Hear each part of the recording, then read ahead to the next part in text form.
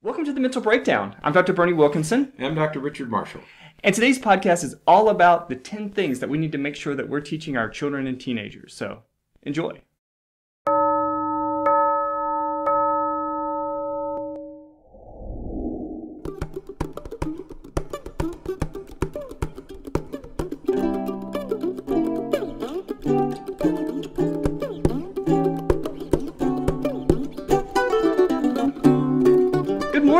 Good morning. This rainy Friday. It is first Friday of September. It is a rainy Friday with a hurricane, or is it a hurricane or a tropical storm? Hurricane. It is a hurricane.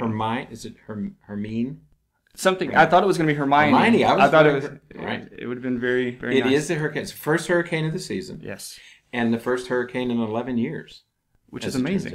Amazing. Which is amazing. Right. And here in Florida, we think about that all the time because every year, of course, they tell us about how horrible of a hurricane season it's going to be. But yet, this is our first one in a long time. Right.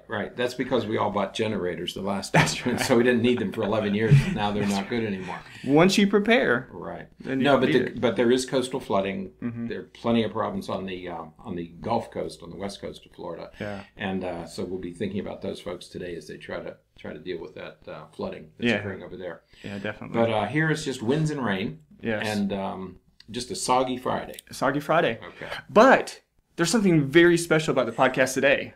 There is. Tell us. Number 100. This is podcast number 100. Bernie came to me a couple, maybe 2 years ago. Mm-hmm. Said, we need to do podcasts. Mm-hmm. And I said, what's a podcast? Got literate, the electronic literacy level that I had. I said, well, tell me about podcasts. And he certainly did. And so now we're up to podcast 100. Podcast 100. So this is exciting. We are centurions. We could name it that way, right? That's a little scary for me. Right? Not by age. I'm hurtling towards centenary status. That's right. So it's very exciting, and we wanted to. We didn't post a podcast this past Thursday because we wanted to make sure that number 100 was one that we got to do together, and that we kind of touched on an important topic, and not that any of the other topics that we cover aren't important, but we wanted to make sure that we did a big topic. Yeah, this is one that I feel pretty passionate about. Yeah. I feel passionately about all of them, but I feel especially passionate about this one because of some things that have been happening the past couple of months. Also, I should say, I really appreciate that you waited until I got back to do number 100 because I've been gone for a while and having some surgery and fixing up replacement parts, you know.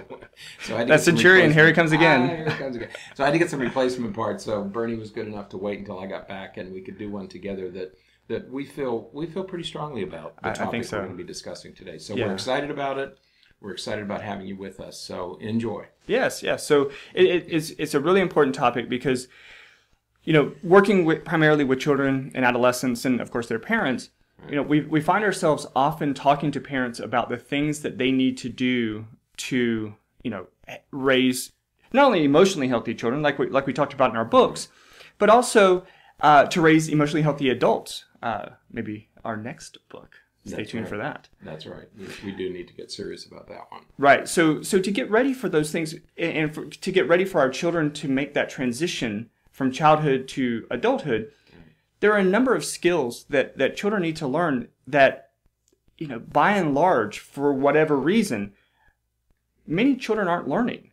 You know, we teach at the college level, and there are a lot of college students that we work with, that we teach, that don't have some of these fundamental critical skills that are really necessary to be successful adults and ongoing students. And that's where this first became apparent to us, was working with, when you talk about, college-age students, we're talking about students in their late teens, early 20s. Right.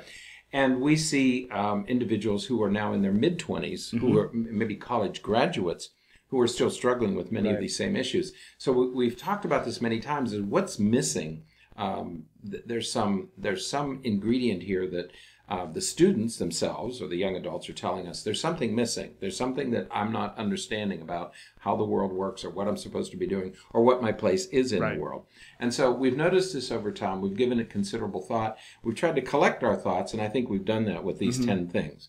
So that's the journey we want to take this morning, because I think to answer many of the questions that we're being asked, we have to begin with children. We have to begin doing this with our children and make sure we sustain it through the teenage years, through those important teenage years. Absolutely, and each of these 10 things could be their own podcast. Exactly. So we're gonna go through them, relatively briefly, but each of these could be a podcast in and of themselves. Some of them are things that we've talked about before, but they could certainly be podcasts in and of themselves, because the topics and the subject matter is so dense and so critical, especially, like, for example, the very first one that we were going to talk about, number 1, is empathy.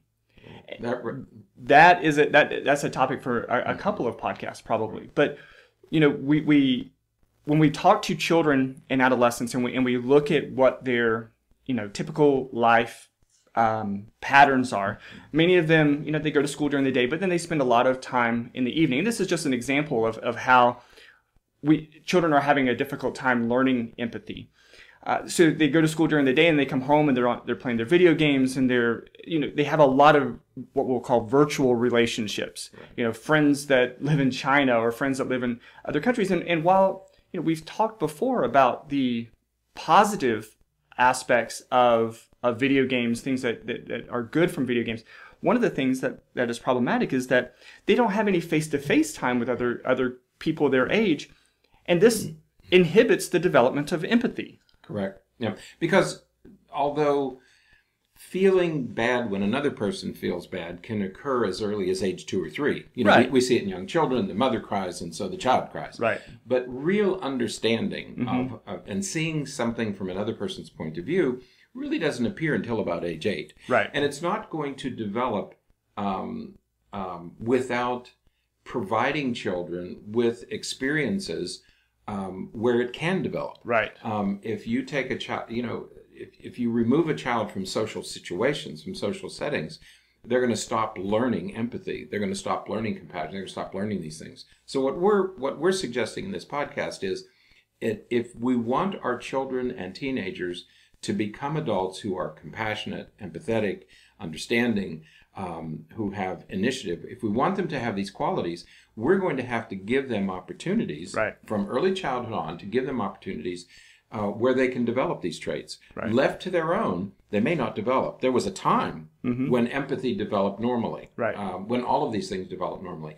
But the way the world we're living in today doesn't always automatically provide those things. And I think as parents, we need to think about, okay, what can I do as a parent to provide my children with the opportunities they need to develop these traits? Right.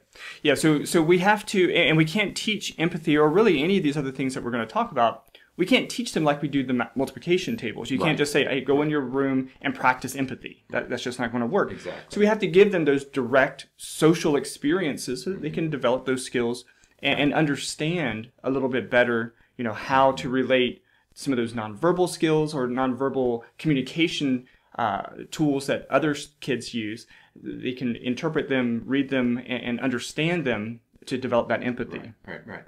So empathy is number 1. And so with that, there's a column coming out. Yes. It will be out on Sunday, right? Right, on the Ledger. Empathy. And we talk about that. Right. Given how much time kids spend, children spend about 7.5 hours a day on electronic devices. Right. By the way, adults spend about 11 hours a day on which is incredible. Which to me was unbelievable when I saw that. The latest data are 11 hours a day spent on screen, on screen time.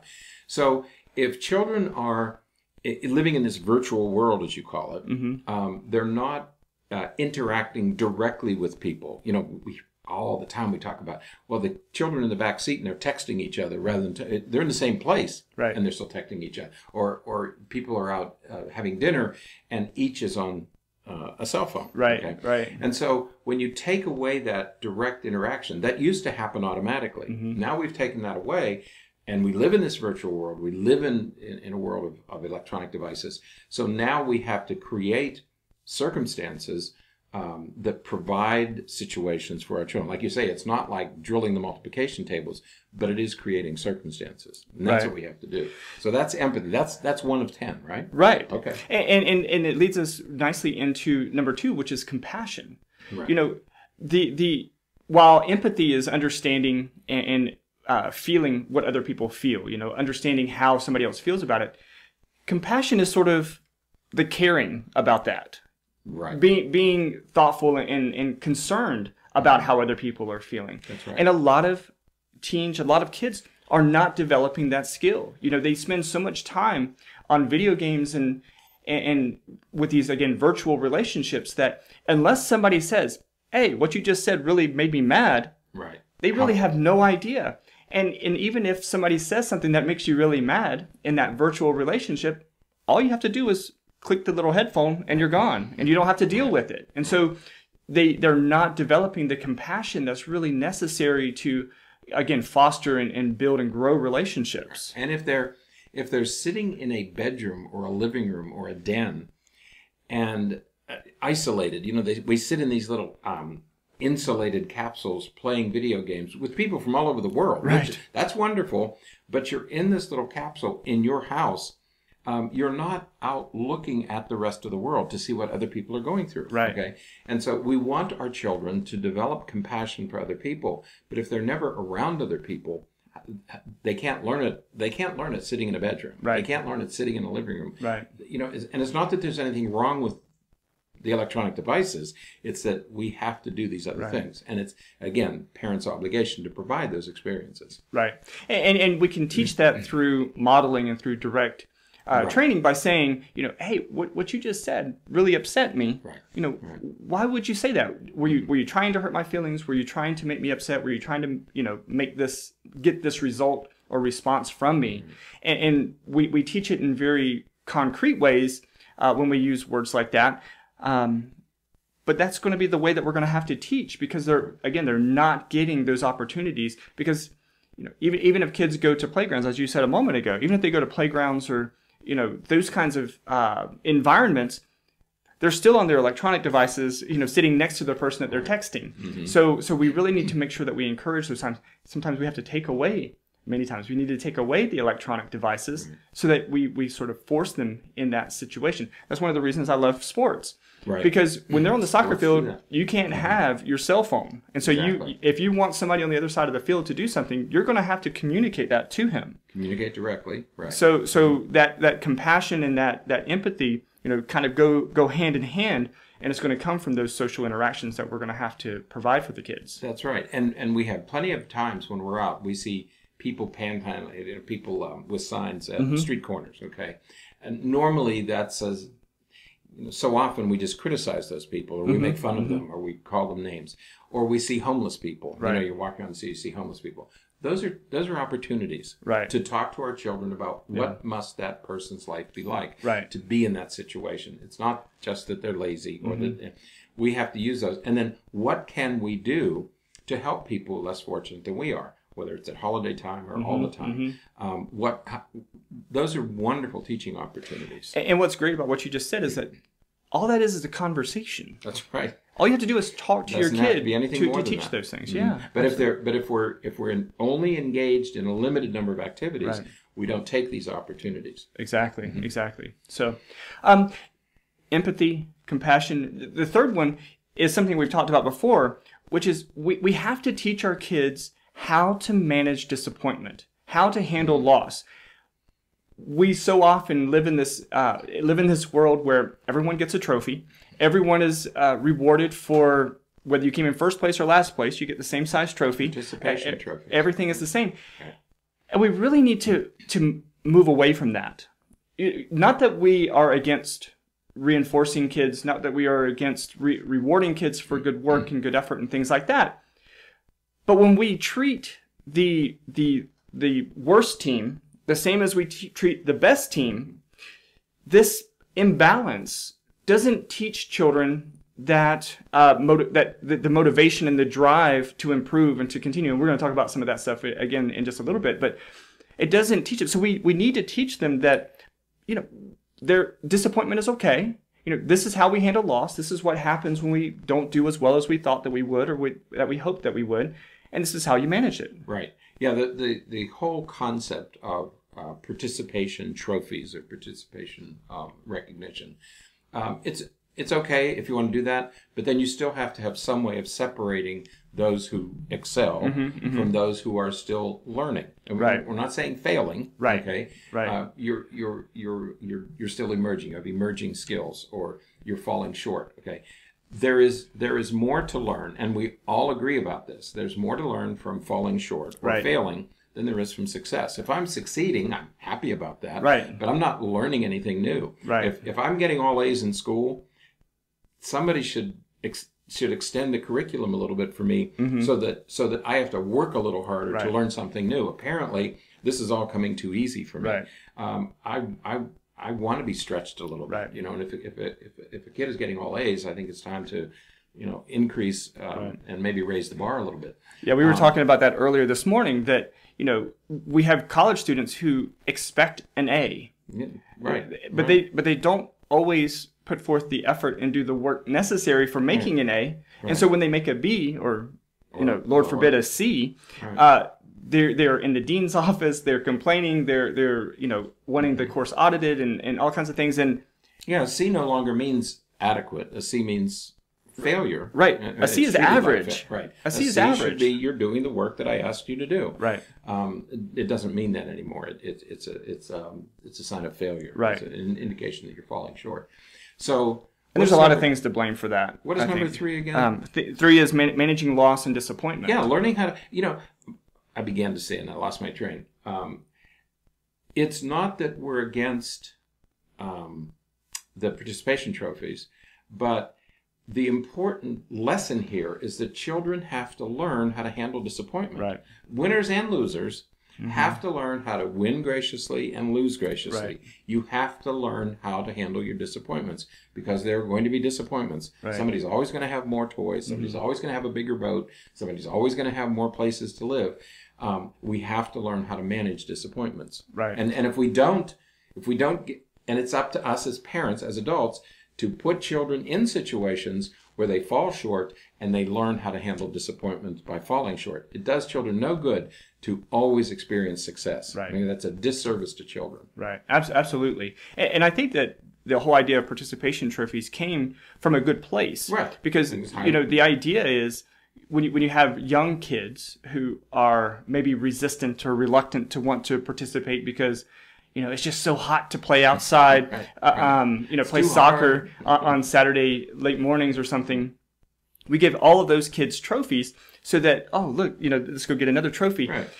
But by the time kids reach 7, 8, maybe even 6, that should end. Right. But we continue that process. And, I'm sure that part of it is economics, because, these clubs and these groups, they want kids to come back. Right. So because the more they come back, the more the more revenue that they get. But regardless, the issue is that we really need to stop this practice of just rewarding everybody the same way, despite their performance and overall outcome. Right. So, and again, that one flows right into number 4, which is we got to teach our children delayed gratification.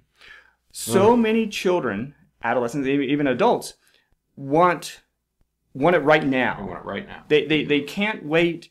I was working with a kid within the last couple of days who he needs to be playing his electronic device so much that he has a very difficult time putting it down just for 2 minutes to brush his teeth. Right. We have to teach our kids how to delay gratification a little bit. That video game is going to be there in a couple of minutes when you finish brushing your teeth. And if it's not, it's okay, because when you get home from school, it'll be there still. And the other thing I think we should teach our children is that it's okay to wait. Like, you're ready for school? Well, we're not all ready yet, but I'm ready now. I want to go right. No, right. You have to learn how to wait. Well, I want to eat right now. Right. No, you have to wait for dinner. Right. And we have to put, again, as parents, it's our obligation to put children in that situation where they learn how to wait, that eventually you're going to get it, and you're going to survive, and you're not going to starve to death, right. Despite all your protestation, You're not going to die of starvation, but you're going to have to wait. What's happening now is that children, I want to eat right now. They snack a little bit and then they miss dinner. Right. They miss the most important part of the meal. And so, no, let your children experience these things so that they learn delayed gratification. They learn that they can survive. Right. That's what we have to teach them. Right. You're going to survive this. Right. Absolutely. We all did as children. Yeah. I mean, yeah. And that my mother said, no, it's not ready yet. So, okay, I have to wait.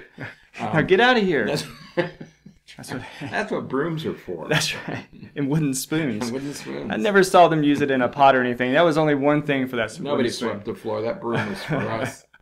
But so delayed gratification, and go to YouTube and look at the just type in marshmallow test. That's a great example the marshmallow test. of delayed gratification. Right. But it's such a critical skill because that we have to have as adults, and that begins in childhood. That begins in early childhood. You should be teaching this that just hold just a little bit of time. It'll be all right. And if we're always giving our kids everything they want all the time, we deny them, which is such an injustice. Right. We deny our children the opportunity to learn delayed gratification. Right. They're not going to develop it automatically. Right. It's up to us as parents to put them in situations where they learn delayed gratification. Right. And part of that's going to come from the parents understanding how much delay there should be. Right. Right. You can't tell a 5-year-old, you know what, if you're good all year long, we're going to go to, I'll get you a milkshake. Well, that's a long time to have to be good, and he's going to lose track. But it's good for a 5-year-old to learn what it feels like to wait for 5 minutes or 10 minutes. Exactly. That's how we learn to deal with time. That's right. Oh, yeah, when my mom told I know about how long I have to wait for dinner.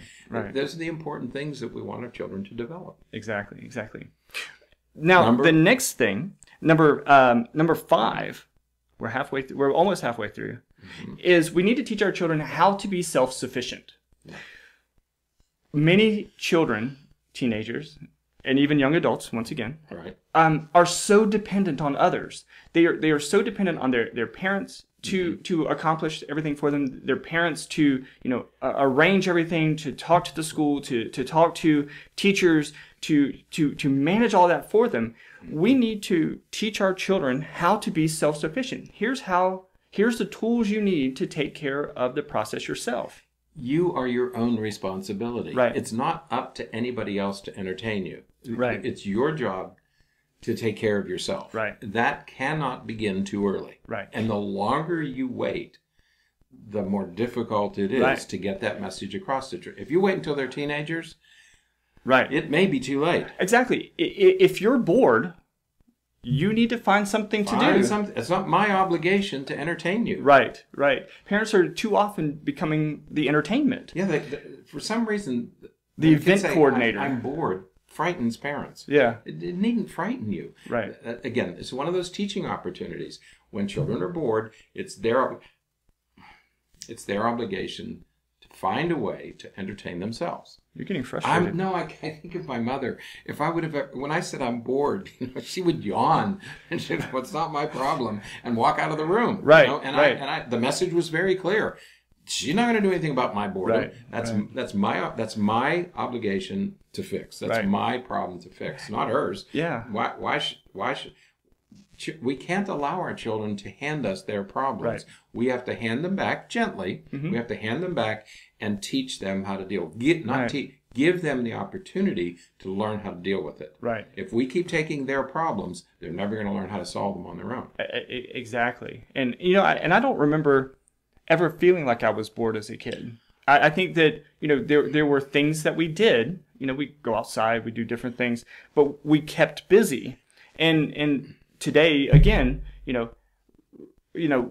if the power goes out, what are you going to do? Most kids today have absolutely no idea what they're going to do. What would you do if all the electronic devices are down? Yeah. Like we have this. If the Wi-Fi goes out, people are losing their electricity. Yeah. Okay. If you lose we lost our electricity for a week back in 2004 or 5, whenever the hurricanes came through. What would you do if you had no electricity? What would a child do? Yeah. Because if the whole world revolves around electronic devices, that child is going to be bored. They're not going to know what to do. Yeah. So we have to, as you said, provide them the opportunities to learn how to entertain themselves and how to be self-sufficient.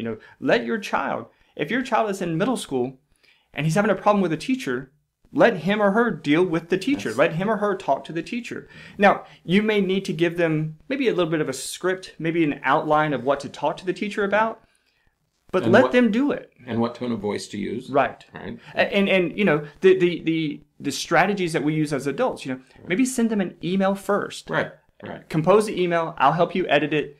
Send them the email first and then work from there. Request a meeting. Say, Right. can I talk to you sometime today? Exactly. You know, that introduces this note. You know, Right. that teaches children how to deal with things on their own, rather than bringing it home and having you solve the problem. Right. And we don't do them any good. We don't do them any good by solving their problems for them, whether it's boredom or teachers or playmates. Right. And again, this one leads right very nicely into number 6, which is we need to teach our children how to take the initiative. Again, so often we arrange, we schedule, and we plan everything for our kids on such a tight schedule that they have no opportunity to initiate anything for themselves. You know, there are so many kids that are just idle until the parents say, okay, it's time to do this. You are absolutely right. You know, we hear a lot about overscheduled children. There's a book called The Hurried Child. Right. And this notion of we are overscheduling our children. The problem isn't so much that we're overscheduling them. The problem is that we are scheduling them, and we're not giving them the opportunity to learn how to schedule themselves or how to fill in that time. Right. You know, you have a kid who in school, then you go pick them up and you get something to eat, and then you go to this lesson, and you go to this class, then you do homework. The whole day is structured. Right. They don't ever have a chance to learn how to take control of their own schedule. Yeah. You know, because we fill up their schedule. Right. They don't know what to do. Right. Yeah. So we have to give them this opportunity to initiate themselves, Right. And try things, and when they want to, allow some of that to happen. Right. And that's just such an important skill because we want them to develop that. We want them to learn that and take that with them into adulthood. Now, the next of our 10 is self-regulation.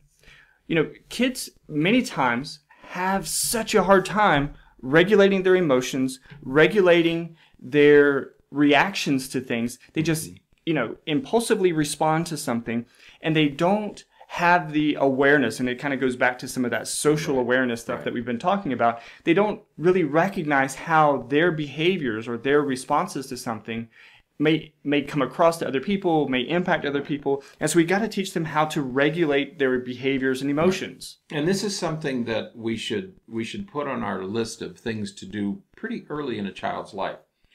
Self-regulation should be completed by about age 7 or 8. By 2nd or 3rd grade. Certainly by the end of 3rd grade, a child should be able to regulate his or her emotions. They should be able to rein them in. Right. The temper tantrums should be over by then. They should be able to deal with anger. They should be able to deal with happiness. But they should be able to regulate their own emotions by about age 7 or 8. But again, it doesn't happen automatically. Right. We have to put them in. We have to help them deal with it. So they have to be in those situations. And again, if all a child knows is winning, then they've never had the chance to experience to learn how to self-regulate. Right. If they're allowed to just express whatever emotions they want, we're not giving them a chance to learn how to self-regulate. Right. So please keep that in mind, especially in the first 8 years. Is that one of the most important jobs we have as a parent is to help our children develop the capacity to regulate their own emotions. The longer it goes, if it goes beyond 3rd grade, you might be dealing with a much more serious problem. If children are still having violent temper tantrums after the age of 7 or 8, you may want to get some professional advice because it's probably a larger problem, and you may want to do some other kinds of interventions. Absolutely. All right, so that's our 6? first 7. No, that's 7. That's 7? So number 8. Ooh. And again, there are some underlying themes here from the other things that we've talked about, but we need to teach children the value of quiet. We're always plugged in. We're always doing something. Again, always have to be entertained. There's been some really nice research that's come out recently that says, you know, taking 5 or 10 minutes a day just to sit in silence, maybe some soft, gentle music or something meditation-like music or something like that playing in the background is okay. But generally, just quiet, just allowing things to be silent and experiencing that and teaching yourself how to tolerate that is so important. One of the things you're going to see more and more articles in popular press, parents' magazines, and gentlemen's magazines, and women's magazines about the value of quiet time. We are all plugged in way too much. Okay, yeah. And we are afraid to let go of these devices. Right. We take them to the table, we take them to dinner, we take them to bed.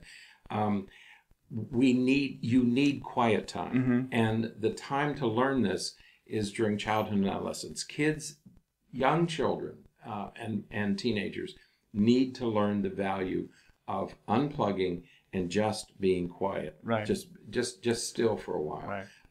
And as I say, you're going to read more and more about adults needing to do that.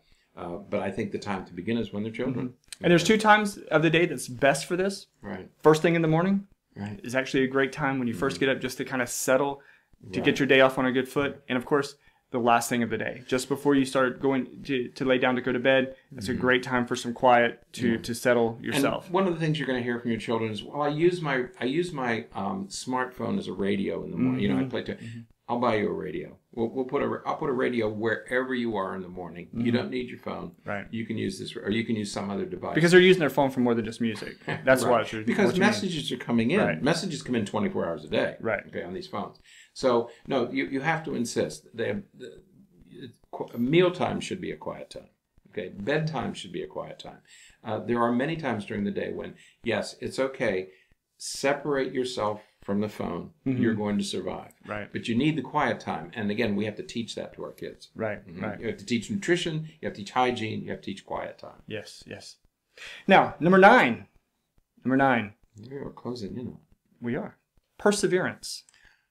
Perseverance and persistence. Right. When we, again, some of the things we've already talked about, but when we are confronted with an obstacle, we have to learn how to push through. Right. We have to learn how to keep going. Right. Because otherwise, we give up. We quit. And how many times do kids quit? You know, as a coach, I have players who start off the season and, you know, within a couple of weeks, things aren't maybe going the way that they want it to go. They're not a starting player. And instead of working or coming to me and saying, hey, coach, what can I do to get better? They quit and they leave the team. And we need to teach them perseverance. Paul Tuff, right? He talked to us about grit. Grit is perseverance. Right. Grit is pushing through and finding as close to success as you can despite the obstacles that are confronting you. Right. Yeah, we often hear this phrase about, well, anything, if it's worthwhile, it takes time. You know, it takes effort, it takes energy. And it does, and we're right. And yet, many times our children, if they don't have immediate success, they just throw up their hands and say, oh, I can't do this. It's too hard. You know, it's too this, it's too hot, it's too good. No, you have to persevere to get good at anything. And we want our children to get good at things. We don't know what they're going to be good at when they're young children, but we have to give them these opportunities to become good. But to become good, they have to persevere. Right. And I like when parents tell their children, okay, it's okay to sign up for soccer, but you have to complete the season. Right. You can't go for 3 or 4 weeks and then do something else and then do something else. Right. And so this is a value taught very early to children, that you have to stay with it, whether it's piano lessons or soccer or whatever activity it happens to be. You have to complete some minimum amount of time. Right. Because that's the only way they're going to learn that, oh, okay, if I do this long enough, I'll get good at it. And as we tie some of these things together and move on to number 10, because what I want to do, let's talk about number 10, and then we'll kind of show you how a lot of these things tie together. Number 10 is we need to teach our kids that mistakes are okay. Yes. It's okay to fail. It's okay to miss the mark. It's okay to not be perfect. It's okay to strike out in baseball. Right. It's okay. The best players do. The best players only hit the ball 1 out of 4 times. Right. My kids are tennis players, and I see parents furious when their children double fault. There's Right. a reason for a double fall, because Yeah. professional tennis players double fall. When I played tennis, my instructor, my first original tennis instructor, he was also the coach for Jimmy Connors. He was one of Jimmy Okay. Connors' first coaches. And one of the things he taught me, and I think it's such a valuable lesson, he said the most wasted shot in tennis is the first serve. The very first thing you do, that's the most wasted shot, because most players put everything into that one shot. True. Mm-hmm. And that's the shot that we're most likely to miss. Oh. Okay. And so we waste it because we just put everything into it instead of being strategic about it. We just waste it, and That's true. it's all or nothing. You hit it as hard as you can, and probably fault. You Right. Probably get Right, and that's why some of the best tennis players in the world just tennis talk. That's why some of the best players in the world, their best stroke is actually their second serve. Well, that's right. That's what they work. If they at. have a really good second serve, that's the player that That's you know the is good going to player. succeed. Right. But we just finished the Olympics, and we saw those athletes who are the best in the world Right. make mistakes. Right, absolutely. Fall off balance beams, fall short, trip over hurdles, and miss volleyballs and Right. things. So even the best in the world make mistakes. And yet we're so hard on our children when they make mistakes, whether Yeah. it's failing a test. Failing a test is a mistake. Yeah, Teach your children how to deal with that mistake. yeah. Whether it's athletics or music or trying out for plays, let your children. How about this? Spilling a drink. Yeah. That's a mistake. Yeah. These are teaching opportunities. Yeah. Let children make. I spill things. Yeah. You do. I'm glad nobody's punishing me every time I drop something on the floor. You better watch out. And it's great that you mentioned like failing a test. My son performed really poorly on a test the other day. He said that he had no idea that the test was coming. It was okay. it was a surprise test, and he did really poorly on it. And he texted me, but when he texted me, he said, "I really did bad on this test." And the next sentence was, "I'm going to have to figure out a new strategy for studying." See? What do I have to say? Right. I say, Yeah, but that didn't happen accidentally. Right. And he didn't learn that on his own. Right. Right. We've been working all along That's to right. teach him You've that been doing these are this the since he was things. a very young kid. Exactly. But that's what we want our kids to do. We want them to say, "This was the mistake I made. This is how I'm going to work to resolve that issue." But to learn that lesson, they have to first make a mistake. They have to make the Let mistake. them make a mistake, and don't denigrate, don't criticize, don't start name calling, don't start punishing. The mistake gives you the opportunity to teach this valuable lesson. Right. So trying to tie a lot of this stuff together, if we allow our children to initiate and to sort of push their limits, maybe that should have been number 11, is we need to teach our kids to venture outside of their comfort zone sometimes, to try new things, to try things that they've never done before. That could have been number 11. Well, try to fail.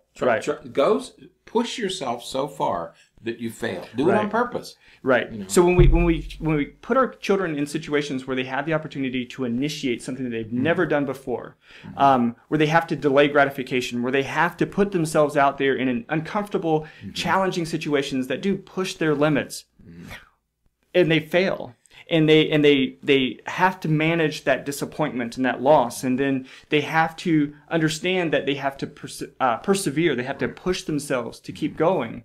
And that mistakes are okay, and that we're going to learn from those mistakes. And all of these little pieces, when we put them together, we can see how those skills, when implemented over time and mastered to where when we become adults, that's an innovator. Right. That's a discoverer. That's a person who's going to take charge of their life and be self-sufficient and be those things to take care of themselves and to take care of others. Yep.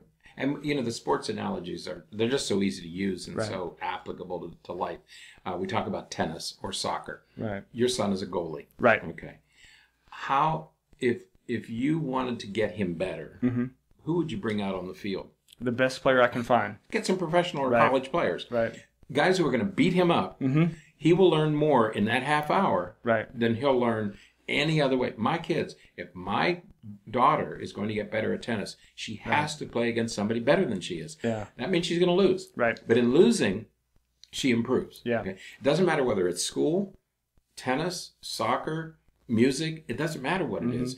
You almost have to engineer Right. I don't like to use the word failure. Mm-hmm. Okay? Yeah. Your son has to get knocked around by college players. Right. He'll get better. Right. Okay? Yeah, we put him in situations where it's one-on-one. So you have an attacking player coming with Right. the ball, and he has to defend. That's the worst scenario for a keeper Right. because, you know, you only have really one opportunity to get the ball, Right. and so he has to learn to read and understand. And But so he's you going to put lose them- most of those contests. most of those. But And then- that's how he learns. So we put one-on-one. Sometimes we go 2 against him. 2-on-1. Sometimes 3 against him. That's right. Just because he has to understand how to move. And what you're doing is you're engineering failure. Right. I mean, Right. that's what we're doing. And the reality is he had a hard time with that at first. It really upset him. And I had to teach him, hey, you know, you're not supposed to save these. Right. You're not supposed. They're supposed to score. The goal is to get you to move and to understand positioning. Right. And once he understood that, now he asks for that drill. Right. He wants us Because to do that that- drill because he knows that that's going to make him better. Right. And we need to teach our kids that, whether it's in sports or it's in school or it's in their social relationships, whatever the case may be. We need to teach our kids and put them in those situations to make that happen. Right. Right. So Yeah, rather than whining about, oh, my teacher I got an F on this, what am I going to do? I would want my child to come home and say, I got to figure out how to study a little differently. Yeah. You know, that's what we want our kids to be saying. Exactly. Not coming to us to rescue, Right. but coming to us with possible solutions to those absolutely, challenges. Yeah. absolutely solutions. But again, it doesn't happen automatically. You have to engineer these things. Yeah, it has to be solutions focused. So Right. okay, I think that's it. Very nice. Great episode 100. I think. I think it's an appropriate way to usher in the next 100. Yes, we have a lot more ideas, a lot more things that we're going to be doing over. I think that we threw out about 10 more ideas this morning. Right. So I think we'll talk additionally about these. things. Yeah, absolutely. So thank you so much for listening on iTunes or wherever you may be listening, Google Play Music or wherever you may be listening. Thank you for watching if you're watching us on YouTube. Right. Please, if you have the opportunity, write us a review, rate us, share us, subscribe to our channel. All of that. Ask questions. Yeah, absolutely. we can help. Contact us with questions or anything. It just increases the awareness that we're here, that we're talking about these things, Right. and hopefully it'll get other people to come in and listen and ask their questions, which helps everybody. So, all right. Very good. Happy Friday. Happy Labor Day. It's a holiday weekend. It is. It is. But most schools and colleges have 5-day weekends this week. Yeah, because of they've the- been out since Thursday. So Labor Day weekend. Yeah, If you're in Florida, stay dry. that's right. And, yeah, that's it. That's it. I think that's it. Okay. All right. So until next time, I'm Dr. Berney. I'm Dr. Richard. Have a terrific weekend. Have a terrific day. Stay happy. Stay healthy. And forget to be afraid.